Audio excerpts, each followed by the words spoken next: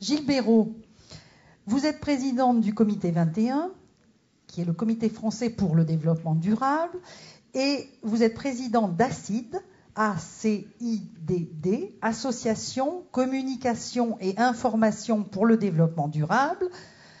On va dire que vous êtes un explorateur du développement durable, assez inclassable. Vous avez écrit « Développement durable, l'Internet peut-il sauver la planète ?» En coulisses, vous avez dit « c'est ce genre de questions où de toute façon, on va éternellement chercher la réponse. Ça va être ni oui ni non. » Une fois encore, on sent que nous allons avoir à faire des décisions, à prendre des décisions. Je ne sais plus qui m'a dit que votre livre était déjà en quelque sorte un livre gourou. Ouais, c'est Philippe Lemoine qui l'appelle comme ça. D'accord. Donc vous allez nous parler des transformations sociales, économiques, culturelles que Internet impose ou dont nous allons disposer. Parce qu'après tout, je suppose que, comme votre voisin, vous faites appel à notre notion de la liberté. Hein. Grave question. Allez-y, Gilles Béraud. Merci. Si je peux avoir les slides d'afficher. Je ne sais pas si c'est là. Non. Voilà, c'est parfait. Oui, alors, d'abord, en préalable, je voulais dire que je suis quand même très surpris. Il y a très longtemps que je n'avais pas entendu autant de choses négatives sur l'innovation, le monde numérique. On parle de manque de liberté, tentaculaire. Enfin, moi, je ne partage pas ça du tout. Et je ne dois pas être le seul parce qu'on ne serait pas effectivement 5 milliards de personnes dans le monde. Enfin, ce n'est pas 5 milliards de personnes, c'est 5 milliards de machines en fonctionnement. Le taux d'équipement de la région parisienne est de l'ordre de 130%, par exemple. Mais en tout cas, ça va extrêmement vite et ça va beaucoup plus vite que tout ce qu'on avait pu imaginer il y a encore 5 ans. Et il y a aussi 1,9 milliard machines connectées. Et il y aura en 2013 plus d'accès Internet avec des téléphones portables, des iPads ou ce genre de machines que des machines fixes. Et là, on rejoint tout à l'heure ce que disait Georges Amar. Je crois qu'on est vraiment sur une façon de repenser totalement la mobilité. On est sur une société qui change, évidemment sous l'angle du numérique. C'est arrivé de téléphone portable, c'est arrivé de technologie, c'est très très évident, mais aussi d'une prise de conscience environnementale, sociale. On va être 9 milliards en 2050, enfin les démographes ne sont pas tous tout à fait d'accord, mais ça devrait être ça. Et il y a 3 milliards de personnes qui arrivent dans les endroits les plus en difficulté dans le monde, principalement dans des villes. Et en plus, il y a un troisième élément qui est celui de la globalisation, parce que par ces technologies, on vit ensemble. Aujourd'hui, il y a 5 milliards d'individus avec une information, enfin 6 milliards, pardon, avec une information qui circule. Qu'est-ce que ça donne tout ça? Ça donne une bascule complète culturelle. Moi, ce que j'ai appris à l'école, c'était que les ressources étaient abondantes. Évidemment, c'était une erreur. Mais c'est ce qu'on m'a appris, ça fait partie de ma culture. Par contre, le savoir, c'était difficile à accéder. Les livres étaient chers, les bases de données inexistantes. Or, aujourd'hui, en quelques décennies, ça a basculé. On a compris que les ressources étaient quelque chose de rare. Par contre, il y a un nouveau monde à explorer, qui est celui du savoir, qui est celui de la connaissance. Et ça tombe bien parce qu'on a Internet à disposition. Mais tout ça, ça nous met un monde qui bascule très très vite. Et ça nous met un monde incertain, c'est un monde complexe, et ça pose une question, c'est celui de la confiance. Moi, ce monde qui change, je l'adore. Il va être terrible sur les 20, 30 temps qui viennent, j'en suis convaincu. J'ai des enfants 6 à 8 ans qui doivent être en train de revenir de la plage. Je crois que pour eux, ça va être extrêmement compliqué. En même temps, c'est un monde sur lequel on va pouvoir peser et qu'on va pouvoir transformer. Et ça, c'est vraiment une question majeure qui est celle de la confiance, où effectivement, je crois qu'il ne faut pas se laisser aller au pessimisme ambiant, aux critiques, je vais y revenir, mais comprendre réellement qu'on est en train de basculer. Je crois qu'il y a eu 3 grandes mutations dans l'humanité. Il y a eu l'apprentissage de l'écrit, il a dû falloir à peu près 2 ou 3 000 ans. La question de l'imprimerie, ce qui a mis quelques centaines d'années à s'installer, et qui a d'ailleurs induit l'industrie, qui n'a pas été forcément la meilleure chose pour l'humanité. Et maintenant, c'est l'Internet. Mais l'Internet, c'est 20 ans, 30 ans maximum, et tout ça va extrêmement vite, beaucoup plus vite. Et ça ne nous fait pas basculer dans un autre monde tout de suite, ça nous fait basculer dans un monde qui est en changement permanent. Et on ne sait pas vers quoi on va. Peu de gens dans cette salle peuvent dire dans 5 ans, dans 10 ans, je travaillerai de cette façon-là, je travaillerai à tel endroit avec quelle technologie.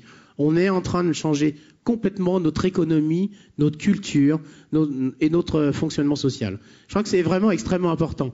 Alors, les technologies numériques changent beaucoup de choses. Vous n'arrivez pas à lire, c'est pas grave, je vais vous commenter. D'abord, c'est le télétravail, travailler à distance, communiquer à distance. Moi, j'ai une mère qui a 80 ans. À 73 ans, elle n'avait jamais touché un clavier de sa vie. Et d'ailleurs, la première fois qu'elle m'a envoyé un email, elle savait pas qu'il fallait mettre un espace entre les mots. J'ai reçu un pâté de lettres, difficile à défricher. Mais aujourd'hui, elle a un appareil photo numérique, elle Skype avec ses petits-enfants qui sont pas loin de 1000 km de chez elle, parce que j'habite pas très loin d'ici. Et tout ça est devenu naturel pour elle. Et c'est quand même un avantage extraordinaire. Et à un moment donné où quand même plus de 50% des Français passent plus de 90 minutes par jour dans les transports, on a un problème. Et la solution, évidemment, en tout cas une partie de la solution, c'est de pouvoir travailler à distance, c'est de pouvoir faire des réunions à distance. Moi, je pense que plus de 50% des vols en avion professionnels sont totalement inutiles. Et en tout cas, le nuage dont on a parlé tout à l'heure a parfaitement prouvé qu'on pouvait le faire, puisque quand même, le chiffre d'affaires des entreprises européennes n'a pas baissé à ce moment-là. Et évidemment, les télé-réunions, tout ce qui est vidéoconférence, a démontré que ça pouvait parfaitement marcher. Et au plus, on peut aujourd'hui être plus performant en réunion, et qu'on soit dans une entreprise d'ailleurs, ou dans une collectivité, ou dans une association.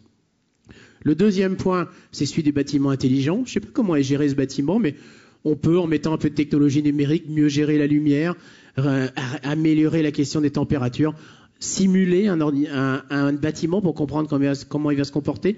Tout ça, c'est important. Il y a des champs extraordinaires d'évolution et là, on a besoin des technologies numériques. Le troisième point, c'est celui de la mobilité. On en a parlé tout à l'heure. Je vais pas m'arrêter très longtemps dessus. Il y a quelque chose d'extraordinaire qui s'est passé, c'est la géolocalisation. Aujourd'hui, votre téléphone portable peut être géolocalisé, avec les risques démocratiques, j'en reparlerai en conclusion tout à l'heure, mais surtout, ça vous permet de faire moins de kilomètres. Les utilisateurs GPS consomment à peu près 17% d'essence en moins que ceux qui ne l'utilisent pas.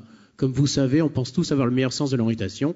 C'est pas forcément la réalité. Et quand en plus c'est interfacé avec des systèmes qui vous permettent de comprendre qu'il y a un embouteillage, que votre mode de conduite peut être amélioré, on peut gagner énormément. Et on peut aussi mélanger les modes de transport.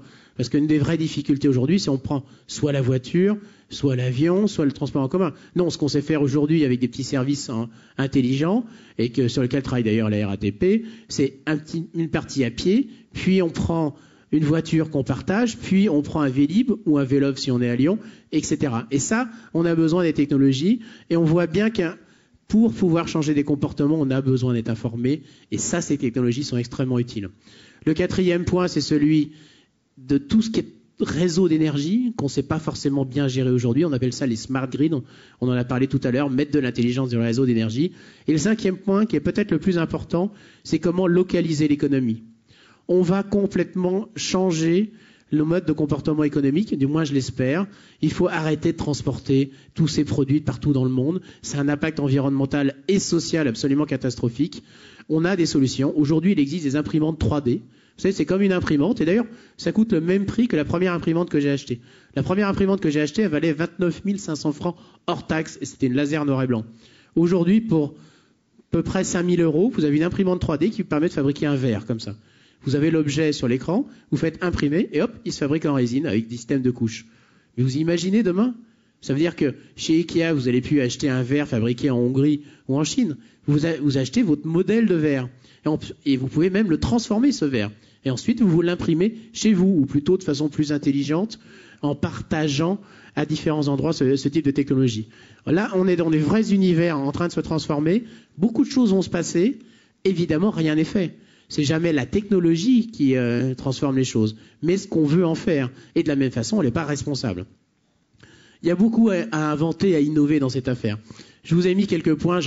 J'insiste pas sur le Vélib et Vélov, quoique on pourrait comprendre que ça marche que parce qu'il y a du numérique dedans, que parce qu'on sait géolocaliser, parce qu'on sait où raccrocher un vélo, parce qu'on sait où il y en a un disponible, et demain, on l'espère, un vélo en bon état. Juste en dessous, à gauche, vous avez une petite voiture. C'est le même principe.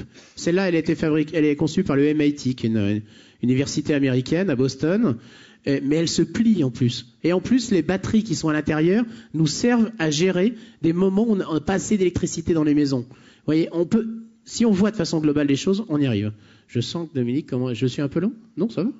Ah bon, voilà. Alors, autre solution en dessous, vous voyez, ça c'est à Amsterdam, en bas à gauche. Là, vous avez un système d'information sur les transports en commun. C'est important, parce que si vous voulez prendre les transports en commun, vous avez besoin d'être assuré. Oui, vous avez besoin de savoir s'il y a un retard. Alors là, ce qui est très intéressant, c'est qu'il y a du service en plus. C'est-à-dire, dans le bus qui va arriver, on sait que le bus est plein, par exemple, à 50%. Et si celui qui arrive dans 6 minutes est plein à 50%, vous avez plus de chances d'avoir une place assise. Et en plus, ils l'ont interfacé avec un réseau social. Donc vous pouvez savoir que Philippe Le Gonidec va arriver dans celui qui arrive dans 6 minutes, et donc vous vous précipitez dans le premier, parce que surtout, c'est pas le jour pour le voir, vous voulez attendre demain pour le voir. C'est un peu une plaisanterie, mais c'est pas si inintéressant que ça, surtout qu'on va vivre de plus en plus dans des grandes villes, et de plus en plus avec une multitude de personnes, avec à la fois en préservant cette notion de promenade, de rencontre, mais aussi de pouvoir rester connecté avec sa tribu. En bas à droite, c'est un autre exemple intéressant. Ça s'appelle la téléprésence. C'est très cher aujourd'hui. Ça coûte $150 000 une salle de vidéoconférence de ce type. Mais le son est extraordinaire. C'est moi qui ai fait la photo. J'ai fait une réunion comme ça. On était à San José en Californie. Et j'ai eu une discussion en aparté avec quelqu'un. Alors qu'on était 6 de chaque côté. Et l'image est à l'échelle 1. Alors, c'est pas pareil qu'une réunion comme aujourd'hui. Là, on se voit, on peut se sentir, on peut discuter après. Mais très souvent, notamment professionnellement, on peut utiliser ce genre de salle. Et ce genre de salle, quand vous avez besoin de travailler, n'est absolument pas fatigante et permet effectivement d'éviter des transports. Sous réserve, encore une fois, qu'on peut gérer certains aspects de consommation énergétique. De la même façon, moi, je ne pense pas qu'on va arriver à régler intégralement la question du transport public. C'est plus possible, cette histoire d'aller tous les jours travailler dans une entreprise en passant des heures et des heures dans les transports, notamment en voiture. De la même façon, je ne crois pas au travail à la maison. En tout cas, peut-être un jour par semaine. Et d'ailleurs, c'est plutôt confortable et productif. Toutes les études démontrent qu'un jour par semaine, on est plus productif en télétravail. Mais je crois au fait d'inventer des nouveaux lieux, qu'on appelle des lieux intermédiaires, des télécentres. Moi, j'y travaille beaucoup en ce moment. On est en train de travailler ça à grande échelle.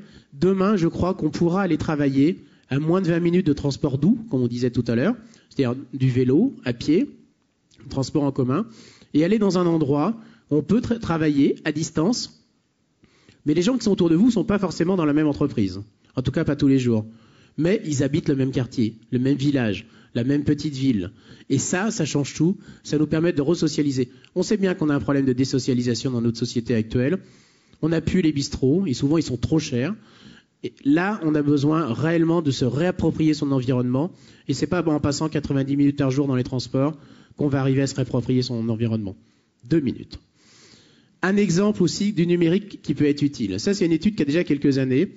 C'est très simple. C'est l'Agence nationale de la maîtrise de l'énergie qui avait comparé le fait d'aller faire ses courses au marché, au magasin de proximité, le supermarché de périphérie et commander sur Internet quand on habite en ville.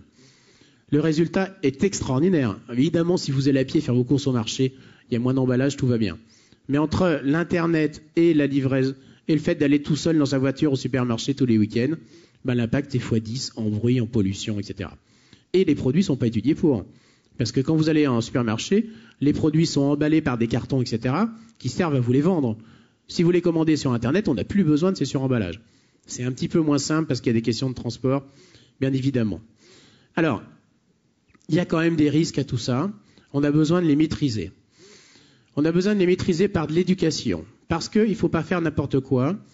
Le numérique, les ordinateurs ont des durées de vie beaucoup trop courtes. Et on a besoin d'augmenter la durée de vie de ces produits, d'envoyer des fichiers moins lourds. Parce que quand on se plaint de Google qui a des serveurs qui consomment beaucoup, c'est parce qu'on les utilise. Donc chacun d'entre nous, on a besoin de se sentir un peu plus responsable et d'être éco-responsable. Il y a des questions d'addiction, il y a des méchants sur Internet, comme dans la vie réelle. D'ailleurs, je ne crois pas qu'il y a de vie réelle et Internet. Moi, je ne partage pas du tout ça. Je pense qu'on est dans un prolongement, il n'y a pas de substitution, c'est juste une augmentation de ce qu'on peut faire en bien ou en mal. Donc on a vraiment des vraies questions là d'accès, d'éducation. On n'est pas très en avance en France. L'OCDE nous situe 27e pays de l'OCDE sur l'éducation et technologie de l'information. Notre équipement aujourd'hui en France est à peu près à l'état de ce qu'était la Corée du Sud en 2001. Donc on n'est pas très en avance. Il y a l'air d'avoir une vraie volonté de rattraper le retard, tant mieux. Mais on a vraiment besoin d'avancer très très vite sur ces sujets. Mais en responsabilité, c'est pour ça que moi je mets ça en regard du développement durable. C'est le développement durable dans sa mise en œuvre qui peut nous permettre de construire ces civilisations numériques dont on a besoin et qui sont utiles pour notre qualité de vie. Je vais essayer de tenir jusqu'au bout parce que j'ai une grosse bronchite. Alors, 5 points pour finir, très vite. On a une question d'infrastructure. On n'est pas très très avancé. Je pense que quand on parle d'ADSL, vous savez ce que ça veut dire ADSL, le A, ça veut dire asymétrique. Moi, l'Internet dont je vous parle, c'est celui dont on peut être tous producteurs ou coproducteurs, et on a besoin de symétrie. Et ça, je crois, aujourd'hui, il y a quasiment que la fibre qui peut nous aider. La question d'éducation et de la formation, on a besoin tout au long de la vie d'être accompagnés, de travailler ensemble. On n'y arrivera pas autrement. Le troisième point, je ne sais plus dans quel ordre je les ai mis, voilà, c'est celle des modèles économiques. Derrière le développement durable, il y a des principes fondamentaux. C'est celui de la mutualisation, de partager. Moi, j'ai choisi de ne plus avoir de bureau. Je trouve ça extrêmement agréable. J'ai habité à Paris une période, j'avais plus de voiture. C'est totalement ridicule. Quand on a une voiture qui ne sert pas une partie du temps, c'est totalement ridicule. On a besoin de mutualiser, de partager. Et le modèle économique qui doit être le nôtre aujourd'hui, c'est plus celui de la possession. Déjà assimilaire, on n'y arrive pas. C'est celui de l'usage. On a besoin vraiment, je crois, d'avoir, comme cette salle. Cette salle, on l'utilise ensemble aujourd'hui. Mais elle va servir à d'autres gens avant l'année prochaine, au moment où vous reviendrez. Eh bien, il faut rentrer dans cette logique-là tout le temps, et notamment dans ces bureaux où plus vous montez dans les tours des immeubles, plus vous avez des bureaux qui sont grands, parce que c'est des gens de responsabilité, et plus ils sont vides. Donc on a vraiment des vraies ruptures à avoir par rapport à ça. Il faut tout partager. La culture nous montre la voie. On n'est pas propriétaire d'un morceau de musique quand on achète un disque ou quand on le pirate sur Internet. On en est que le locataire. Et je crois que toute l'économie doit se repenser sous cet angle-là qui est celui de l'usage et du partage. Le quatrième point, c'est celui de la gouvernance. Monsieur Rocard aurait peut-être appelé ça autogestion il y a quelques années. En tout cas, ouais, je le traduis comme ça. Je crois que c'est vraiment fondamental. J'étais en Chine il n'y a pas très longtemps. Shanghai a réussi à supprimer tous les moteurs thermiques sur les 2 roues. C'est impressionnant. Et quasiment tous les scooters sont électriques. Mais c'est interdit. Vous n'avez pas le droit d'acheter un moteur thermique. Si vous emmenez votre scooter en réparation, le réparateur n'a pas le droit de vous le rendre s'il n'y a pas l'électricité. Je ne crois pas à ce modèle. Je ne crois qu'à un modèle où on prend en compte, et c'est en ça que le numérique peut m'intéresser, collectivement, en étant plus autonome, en renforçant nos capacités à faire. Et le dernier point, c'est celui de la collaboration, parce que on est à 6 milliards, on va être 9 milliards, eh bien, c'est pas en se centrant chacun sur soi-même qu'on va y arriver, mais effectivement en s'ouvrant aux autres. Et c'est, je crois à ça aussi que sert une journée comme aujourd'hui. Je voulais remercier les organisateurs de m'avoir invité. Merci. Merci Gilles Béraud.